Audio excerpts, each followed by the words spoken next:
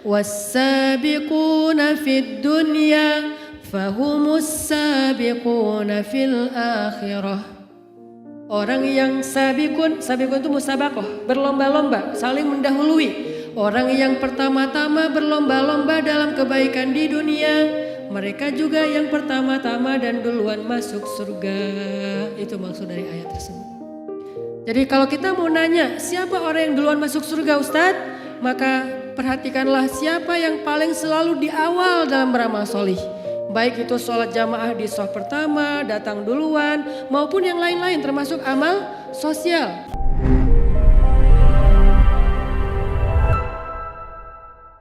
Saya memotivasi nih teman-teman, kita coba praktekin semangat para sahabat untuk tadi. Man sanna fil Islam sunnatan hasanah. Apa maksudnya? Orang yang pertama-tama beramal lalu dilihat orang lain kemudian ditiru, itu pasti beda banget pahalanya dengan yang meniru. Kalau kita yang niru, kita dapat pahala amal soleh kita sendiri. Kalau kita ditiru, kita dapat pahala amal soleh kita sendiri plus amal soleh orang yang meniru. Jadi agak-agak mirip dengan MLM sih, karena ada share reward gitu kan. Cuman ini MLM pahala. Yang pertama paling gede, yang kedua dapat juga, yang ketiga makin kesini tuh dia makin banyak share dan makin banyak dapat share dari yang lain yang meniru dia. Intinya adalah di sini berlaku kalimat was-sabiquna as-sabiqun ulaikal muqarrabun. Apa artinya? Tahu nggak kenapa ada dua kata sabikun di surat Al-Waqiah itu? Was-sabiquna as-sabiqun. Kenapa ada sabikun? Maksudnya was-sabiquna fid dunya fahumus sabiquna fil akhirah. Orang yang sabikun itu musabaqah, berlomba-lomba, saling mendahului. Orang yang pertama-tama berlomba-lomba dalam kebaikan di dunia, mereka juga yang pertama-tama dan duluan masuk surga. Itu maksud dari ayat tersebut. Jadi kalau kita mau nanya siapa orang yang duluan masuk surga Ustadz, maka perhatikanlah siapa yang paling selalu di awal dalam beramal solih. Baik itu sholat jamaah di shaf pertama, datang duluan, maupun yang lain-lain termasuk amal sosial. Amal-amal yang sifatnya bermanfaat buat orang lain. Dia selalu yang angkat tangan. Salah satu contohnya adalah Abu Bakar As-Siddiq. Abu Bakar itu kenapa sampai Nabi bilang kalau ditimbang amal, bahasa Nabi mah iman. Iman itu dalam bahasa tafsir itu amal soleh. Sebagian artinya. Kalau ditimbang amal Abu Bakar di satu timbangan, lalu ditimbang amal kaum muslimin seluruh dunia sepanjang sejarah satu timbangan, amal atau imannya Abu Bakar lebih berat. Kenapa? Karena 6 kalau nggak salah dari 10 sahabat yang masuk surga dijamin mubasysyaruna bil jannah, itu 6 orang di antara mereka itu masuk Islam lewat Abu Bakar loh. Abu Bakar yang ngajak mereka masuk Islam. Sehingga salah satu contohnya siapa? Abdurrahman bin Auf, Utsman bin Affan. Ini kan masuk Islamnya lewat Abu Bakar nih. Maka setelah Abdurrahman bin Auf masuk Islam, kebayang ya gimana infaknya Abdurrahman bin Auf? Maka pahala infak itu semua juga sama mengalir kepada Abu Bakar As-Siddiq. Gimana Abdurrahman mau nyaingin Abu Bakar? Gak bisa. Belum lagi Utsman. Utsman tuh kalau ngasih itu gak tanggung-tanggung. Sekali dia bersedekah, angkanya kalau kita konversi ke rupiah itu 10 miliar. Sekali ngasih itu 10 miliar dan itu receh buat Utsman. Di belakang masih nggak tahu, nggak kehitung, udah males ngitung kayak gitu-gitu. Sampai Abdurrahman bin Auf itu ya nangis gara-gara terlalu kaya. Coba. Kalau kita nangis miskin, dia nangis kaya. Abdurrahman, lu kenapa nangis? Iya nih kaya banget. Kalau kita, aduh gimana ya, nggak bisa makan, nggak punya ini, nggak punya pulsa, nangis. Dia mah, aduh pulsa gue kebanyakan nih, unlimited gitu. Atau Abdurrahman bin Auf, dia saking kayanya Abdurrahman bin Auf, ketika beliau ngasih hadiah buat istri-istri Nabi setelah Rasulullah wafat. Kenapa dikasih hadiah? Soalnya kan istri Nabi itu ada SOP Nabi kan. SOP Nabi itu apa? Gak boleh istrinya menikah lagi setelah Nabi wafat. Karena istri Nabi kedudukannya sebagai ibunya kaum muslimin. Masa kita mau nikahin ibu sendiri? Gak boleh kan? Nah akhirnya karena Nabi udah wafat gak ada yang nafkahin istri-istri beliau. Abdurrahman berinisiatif ngasih hadiah buat istri-istri Nabi. 9 orang semuanya dikasih satu-satu. Satu orang istri Nabi kalau dikonversi ke rupiah hadiahnya 21 miliar. Satu orang istri Nabi dikasih 21 miliar. Jadi sekitar 200 miliar hadiah. Satu orang. Makanya setelah Nabi wafat, kehidupan Aisyah radhiyallahu anha itu udah lebih kayak terfasilitasi gitu. Kalau dulu lebih ke zuhud dan luar biasa qanaahnya. Kalau sekarang walaupun tetap hatinya zuhud dan hatinya qanaah, cuman secara fasilitas hidup udah terpenuhi. Sehingga muncul komen dari ponakannya Aisyah. Apa komennya? Kalau bahasa sosmed sekarang dia kayak story gitu.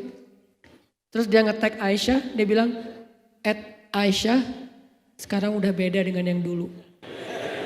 Gitu bahasanya.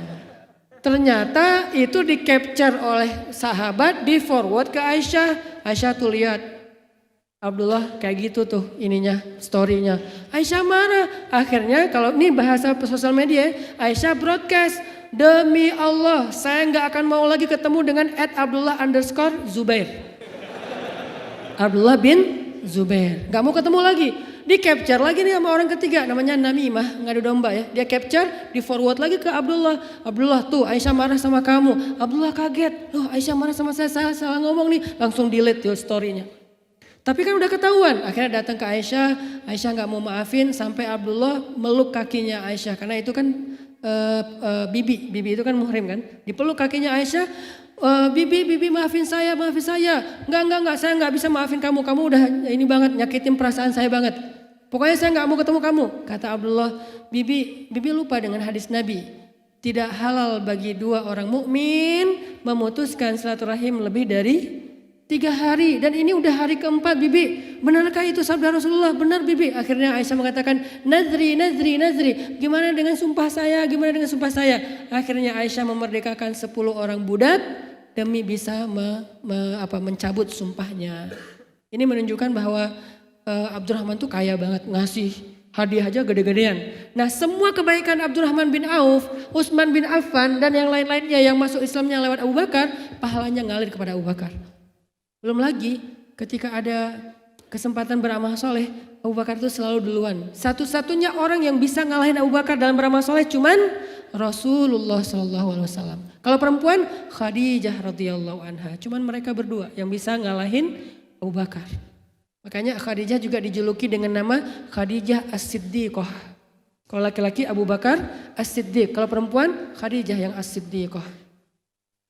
Kalau Aisyah kan dia Humaira gitu kan ya. Nabi kan kalau manggil Aisyah ya Humaira gitu kan. Atau ya Aish gitu kan. Kalau sampai di Sunda ya Eis gitu kan. Itu bahasa Arab yang jadi bahasa Sunda. Apaan sih Ustadz? Ya gitulah. Maksudnya Abu Bakar tuh kalau misalnya Nabi bilang gini. Wahai sahabat-sahabat. Ada satu hadis yang redaksinya kurang lebih terjemahannya gitu. Siapa di antara kalian yang hari ini sudah memberikan makan anak yatim? Abu Bakar angkat tangan. Ana ya Rasulullah. Apakah itu riya? Bukan, itu syiar. Ana ya Rasulullah. Bersama beberapa orang sahabat yang lain. Siapa yang hari ini sudah menyambung silaturahim yang terputus? Abu Bakar angkat tangan. Ana ya Rasulullah. Bersama sahabat yang lain yang gantian. Yang lain tuh gantian. Yang pertama angkat, yang kedua gak angkat. Tapi Abu Bakar angkat terus. Siapa yang sudah memberikan menyelesaikan hajat saudaranya yang punya masalah? Ana ya Rasulullah, ana ya Rasulullah. Setiap Nabi nanya amal soleh, selalu Abu Bakar angkat tangan, ana ya Rasulullah. Jadi dalam satu hari Abu Bakar itu beramal dengan amal yang orang lain itu dilakukan rame-rame. Tapi dia sendiri. Ana ya Rasul, ana ya Rasulullah. Rasulullah senyum sama Abu Bakar. Dan itu absennya dilakukan oleh Nabi 2 kali, malam dan subuh. Siapa yang sudah begini, siapa yang sudah begitu, ana ya Rasulullah, ana ya Rasulullah. Jadi mereka saling menyemangati. Wah Abu Bakar udah ngelakuin ini, saya juga. Abu Bakar saingan beratnya Rasulullah SAW. Makanya ketika Rasulullah udah wafat, Abu Bakar datang ke Aisyah, nanya, Aisyah kata Abu Bakar, kan Abu Bakar itu ayahnya, Rasulullah itu suaminya, jadi bisa ngebandingin gitu kan. Aisyah, coba Aisyah perhatiin, amal amal suami kamu Rasulullah mana yang ayah belum lakuin. Kan kamu bisa ngebanding-bandingin. Apa yang dilakukan Nabi yang ayah belum pernah lakuin? Kata Aisyah, ada. Apa? Rasulullah itu suka ngasih makan seorang nenek di pinggir kota. Mana? Alamatnya di mana? Sherlock. Ini kalau sosmed. Langsung datang ke sana. Langsung Abu Bakar ngasih makan. Gak mau ketinggalan. Nah kalau kita ngomongnya, itu kan Rasulullah. Itu kan Abu Bakar. Sementara mereka nggak gitu. Fastabiqul khairat. Oh Rasulullah gitu, saya juga pengen gitu. Abu Bakar gitu, Yesus saya juga pengen gitu. Yang paling berat itu buat Umar. Umar itu nggak bisa ngalahin Abu Bakar. Pernah dia udah hampir bisa, udah hampir nyalip. Kayak Rossi sama siapa gitu kan. Hampir nyalip kesalip lagi gitu kan di tikungan terakhir. Nah Abu Bakar tuh pernah hampir dikalahin Umar. Dalam bab apa? Infak. Perang Tabuk. Nabi mengatakan kita akan berangkat untuk ke Tabuk. Kumpulkanlah harta-harta kalian fi sabilillah. Barang siapa yang meminjamkan hartanya di jalan Allah, Allah akan membalikan berlipat ganda. Pulang sahabat, pulang. Datang-datang Umar bawa harta yang sangat banyak. Nabi mengatakan, ya Umar berapa yang kau berikan? Setengah dari harta saya Rasulullah. Setengahnya tuh banyak banget. Ada onta, ada kuda. By the way, onta perang itu harganya mahal loh. Harganya sama kayak Ford Raptor lah. Double cabin gitu kan. Berapa Ustaz? 2 miliar sekian. Itu satu onta. Namanya rohilatan. Onta perang. Kalau onta sembelih namanya onta potong. Bukan ayam doang yang potong. Onta juga ada. Onta potong yang disembelih pas musim haji itu harganya cuma 40-50 juta. Nah onta yang diberikan sahabat itu rohilah. Satu ekornya 2 miliaran. Dan Umar datang bawa beberapa onta, kuda, satu kuda, tahuan sendiri ya. Kuda perang berapa harganya, itu datang. Berapa wahai Umar? Setengah dari harta saya Rasulullah.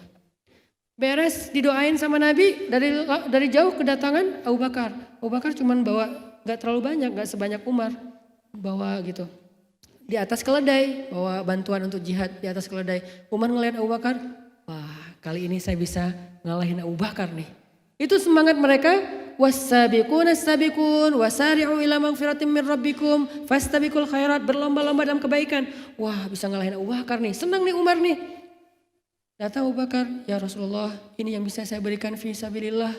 Rasulullah nanya, berapa yang kau berikan wahai Abu Bakar? Kata Abu Bakar, ini sudah seluruh harta yang saya miliki ya Rasulullah. Umar kaget, bener ya nggak bisa ngalahin Abu Bakar.